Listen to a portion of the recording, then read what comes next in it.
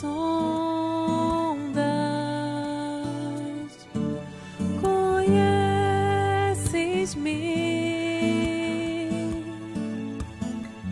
mesmo quando falho,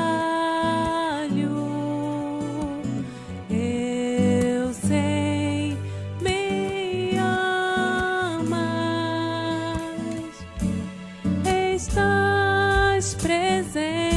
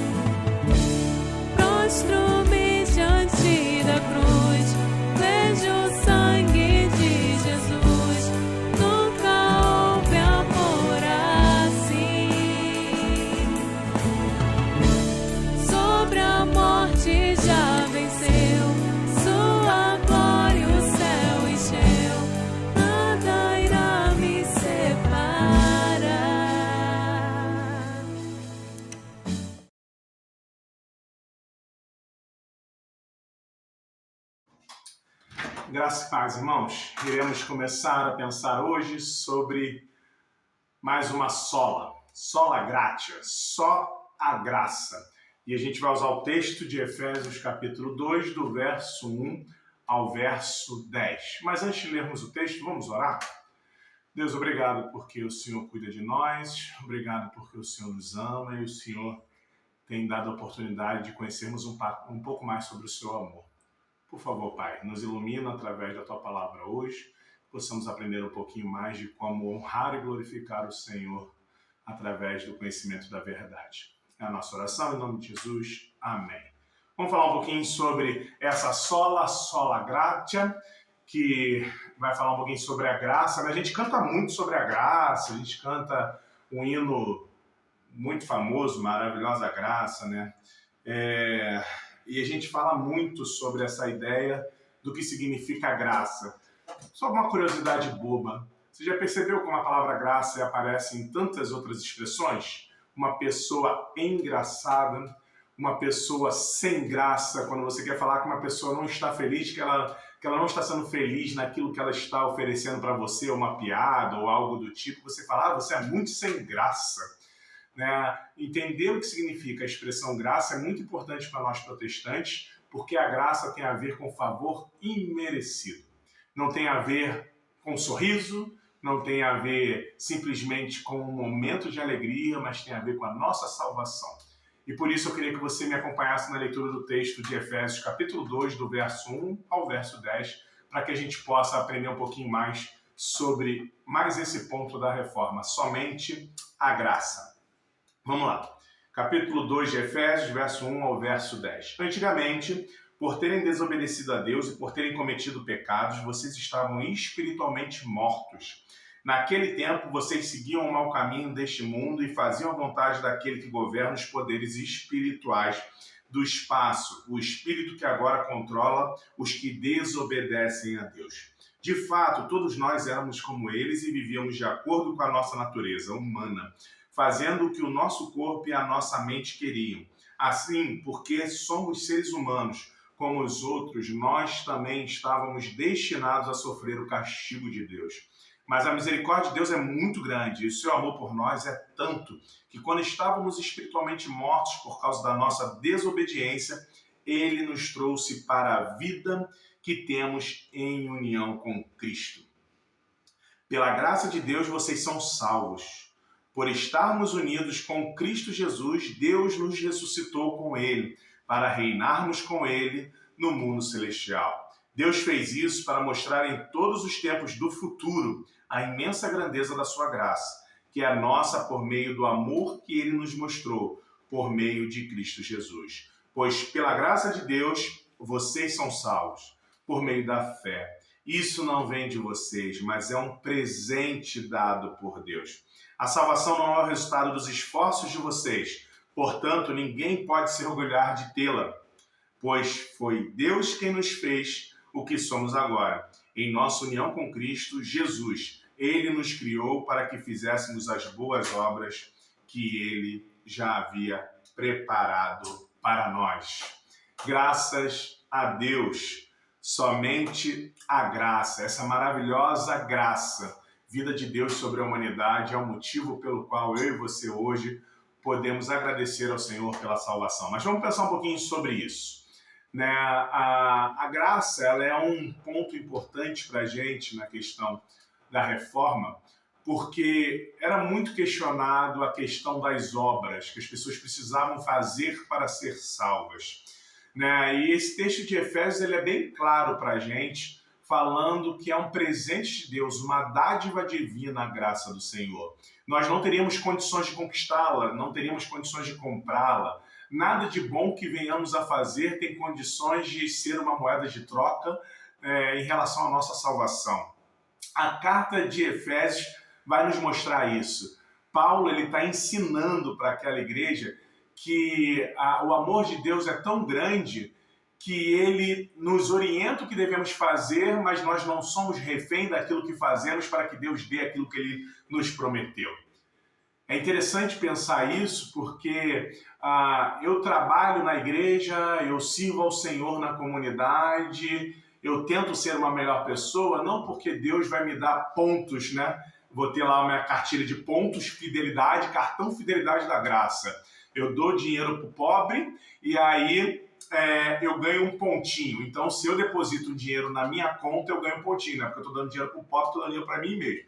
Mas tirando essa piada tosca, essa piada sem graça, você vai perceber que, de alguma forma, a gente sempre acreditou. Se a gente dá um dízimo alto, se a gente dá uma oferta porque foi abençoado, achando que a gente vai ser mais abençoado porque deu aquela oferta, ou vai ser mais abençoado porque deu aquele valor de dízimo, ou vai ser mais abençoado porque deu um prato de comida para alguém que necessitava, ou porque a gente ajudou uma velhinha a atravessar a rua.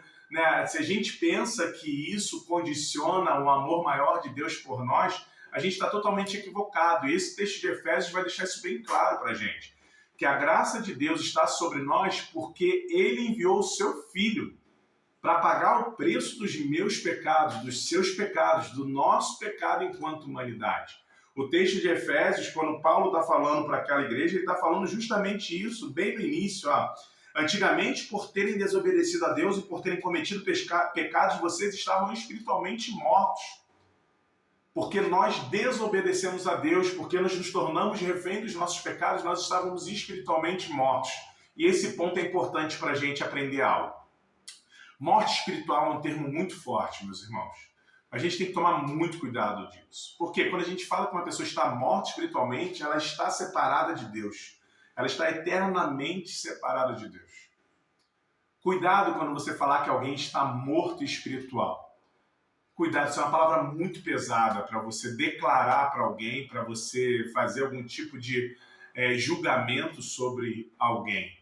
Porque a Bíblia nos ensina, através do apóstolo Paulo na carta aos Efésios, que todos nós estávamos espiritualmente separados de Deus.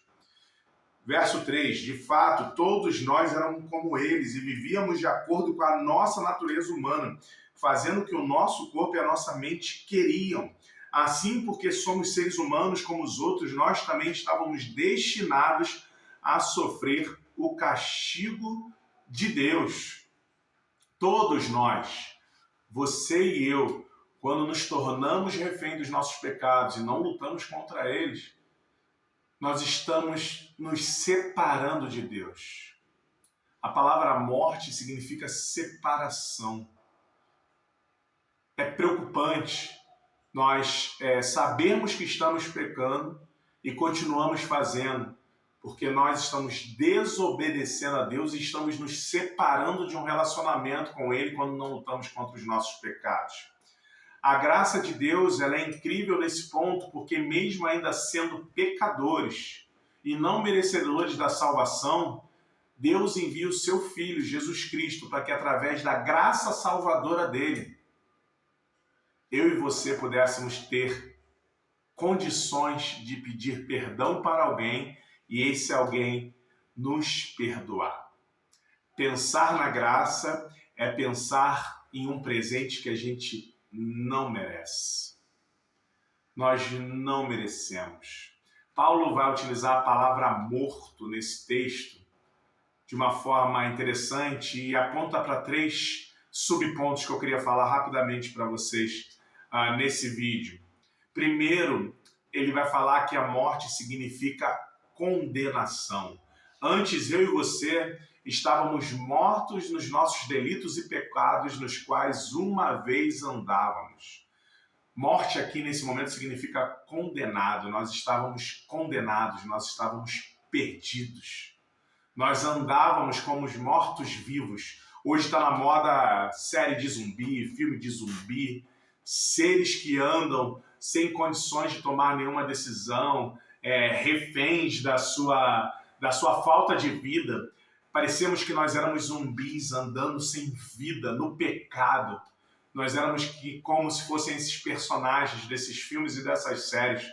Nós andávamos mortos nos nossos delitos e pecados. Isso antes de Cristo. Então Paulo aponta para o primeiro termo aqui. Morto significa estar sob condenação. Em segundo lugar, morto significa que nós estávamos embaixo de um jugo. A gente servia a três mestres, como ele coloca aqui: o mundo, a carne e o diabo. Tem até um livro muito interessante do Russell Shedd chamado O Mundo, a Carne e o Diabo, que ele vai fazer uma análise sobre esses três pontos, como a gente está embaixo do jugo do mundo, das pessoas que nos questionam, né? O texto vai falar para a gente: todos nós vivíamos segundo as paixões da nossa carne, realizando os desejos do corpo e da mente. Também vai falar que nós andávamos segundo o príncipe do poder do ar, do espírito que agora atua nos filhos da desobediência. Então andamos sobre o jugo do mundo, aqueles que estão de fora nos julgando, da carne, os pecados que eu mesmo levo sobre a minha vida, né? Martinho Lutero, um dos reformadores, falava: eu pensei que o velho homem tinha morrido nas águas do batismo, mas o safado sabe nadar. E é verdade, nós lutamos contra a carne todos os dias. E o diabo, que sempre está ao nosso derredor buscando a quem possa tragar. Então, Paulo, quando está usando o texto de Efésios 2, de 1 a 10, ele está falando que a graça nos livra desse tipo de morte. E essa morte também é o jugo, é a condenação e é o jugo. E, em terceiro lugar, estar morto significa que estávamos sob a ira. Nós éramos, por natureza, filhos da ira, como o resto da humanidade. A gente estava sujeito aos descontentamentos. A tristeza que Deus olhava para a sua criação e falava assim: poxa, não foi para isso que eu criei Ulisses. Não foi para isso que eu criei o Joãozinho. Não foi para isso que eu criei a Maria. E a gente trazia tristeza ao nosso Senhor porque Ele nos criou para que nós fôssemos amados, mas como filho pródigo nós escolhemos nos afastar do Senhor. Então nós éramos por natureza filhos da ira. Éramos assim por natureza. Nós nascemos nessa condição. Então a morte nesse texto significa 3 pontos, né? A condenação, o jugo e ser filho da ira. Nós estávamos separados de Deus. Mas graças a Deus, novamente, que o nosso Senhor, Ele enviou o seu Filho para que eu e você pudéssemos ter a oportunidade de sermos ressuscitados por Ele. Glórias a Deus por isso. Graças a Deus, porque em Cristo eu e você podemos encontrar um propósito, um sentido para a nossa vida, mas principalmente nós podemos encontrar perdão para os nossos pecados. Eu gosto muito daquele texto de João 9, quando o cego é questionado 3 vezes, né? Mas na terceira vez ele não foge do questionamento.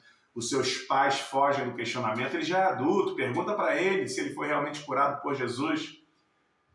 Mas aquele homem fala uma frase que eu não teria tanta capacidade de resumir tão bem o que Deus fez na vida dele e o que Deus fez na minha vida e o que Ele pode fazer na sua vida. Ele responde para aqueles mestres que julgavam a Jesus e tentavam utilizá-lo para falar mal de Jesus. Se aquele homem é pecador, eu não sei. Eu só sei que eu era cego e agora eu vejo. Meu irmão e minha irmã, a graça de Deus está sobre nós. As misericórdias do Senhor se renovam toda manhã sobre toda a humanidade. Mas a graça só está sobre aquele que reconheceu que é pecador e que entende que só através do sacrifício de Jesus na cruz nós temos condições de sermos reconciliados com Deus. A nossa habilidade para tocar um instrumento, a nossa capacidade de falar e ensinar, a nossa piedade em doar, nada disso é capaz de nos reconciliar com Deus. Mas a graça de Deus, através de Jesus Cristo e seu sacrifício na cruz e a sua ressurreição, nos dá a oportunidade de acreditar. Acreditar que aquilo que Deus prometeu já se cumpriu. E eu e você, nos diminuindo na presença do Pai, reconhecendo Jesus como nosso Salvador, nós entenderemos essa maravilhosa graça que está sobre nós. Não deixe acabar o dia de hoje sem reconhecer o seu estado natural, que você está separado de Deus e que Jesus Cristo veio para reconciliar você ao Pai. Tome uma decisão com Jesus. Somente a graça do Senhor Jesus pode nos dar a oportunidade de sermos salvos e termos sentido para a nossa vida. Meu irmão e minha irmã que vê esse vídeo hoje, por favor, não deixe de tomar uma decisão com o Senhor Jesus. Vamos orar mais uma vez? Senhor, obrigado porque a Tua graça está sobre nós. Obrigado porque a Tua graça veio em formato de filho e assumiu a responsabilidade por todos os meus erros e por todos os erros dos outros seres humanos. Obrigado, Pai. Obrigado por isso. A gente não é merecedor. E eu te peço em nome de Jesus que se há alguém ainda que não entregou a sua vida para Jesus, que está participando desse vídeo, por favor, Pai, que hoje ele possa ser visitado pelo Teu Santo Espírito, que ela possa ser visitada pelo Teu Santo Espírito. E com a autoridade vinda de Ti, ela possa pedir perdão pelo seu pecado e pedir que o Senhor seja Rei e Salvador da vida dele e dela, Pai. Obrigado pelo Teu amor para conosco, em nome de Jesus. Amém. Que Deus te abençoe e que essa maravilhosa graça esteja sobre a sua casa, sobre você e sobre todos aqueles que passarem pela sua vida. Amém? Até a próxima. Tchau, tchau. Canta, minha alma, canta ao Senhor, rende-lhe sempre ardente louvor, por essa segurança que nós temos no amor de Deus por nós.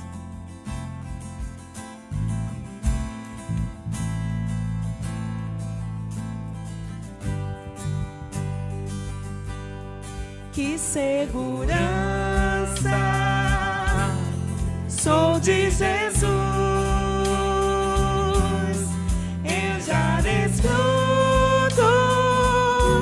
as bênçãos da luz,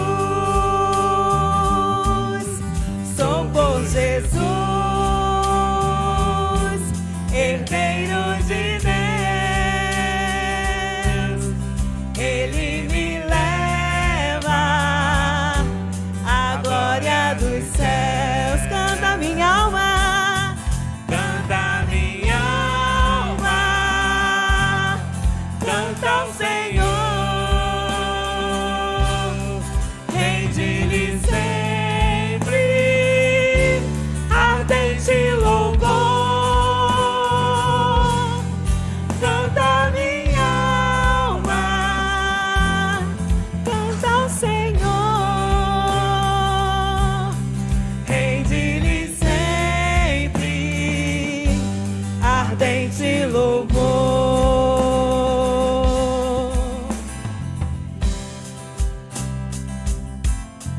Ao seu amor eu me submeti e extasiado então me senti, anjos cantando nos altos céus, louvam excelsa graça de Deus. Canta minha alma, canta ao Senhor,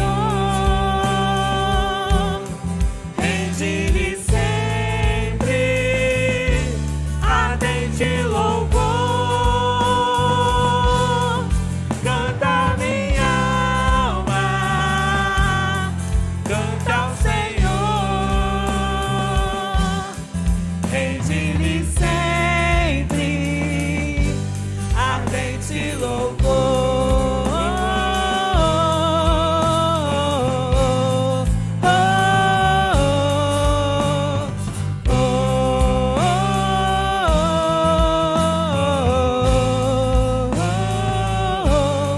Sempre vivendo em seu grande amor, me regozijo em meu Salvador, esperançoso, vivo na luz, pela bondade do meu Jesus. A igreja pode louvar ao Senhor. Canta minha alma, canta ao Senhor,